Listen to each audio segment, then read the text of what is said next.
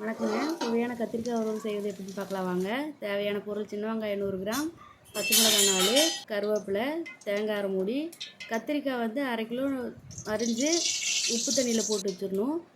எண்ணெய், கடுகு போட்டு நல்லா பொரிஞ்சதுக்கப்புறம் கடலைப்பருப்பு நல்லா இதானதுக்கப்புறம் சின்ன வெங்காயம் 100 கிராம் போட்டு நல்லா வதக்கிங்க.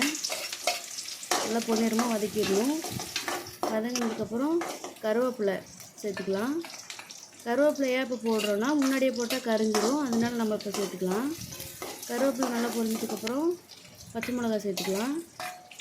பச்சை மிளகாய் நல்லா வெந்ததுக்கப்புறம் கத்திரிக்காய் சேர்த்துக்கலாம். கத்திரிக்காய் வந்து உப்பு தண்ணியில் போட்டு வச்சுக்கணும், இல்லைன்னா கலர் மாறிடும். போட்டு நல்லா வதக்கி விட்டுருங்க. வதக்கிட்டு கொஞ்சம் மஞ்சள்தூள், தேவையான அளவு உப்பு, முக்கியமாக தண்ணி சேர்த்தக்கூடாது, தண்ணி சேர்த்தா நல்லா இருக்காது. நல்லா கிளறி விட்டுக்குங்க. நல்லா இந்தளவுக்கு சுண்டி வந்துடணும். சுண்டி வந்ததுக்கப்புறம் தேங்காய் பூ போட்டு நல்லா கிளறி விடணும். கைவிடாமல் கிளறணும், இல்லைன்னா பற்றி போயிடும். தண்ணியே இல்லாத அளவுக்கு நல்லா வதக்கணும்.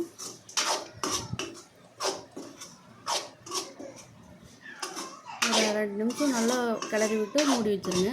இப்போது சுவையான கத்திரிக்காய் வறுவல் ரெடி.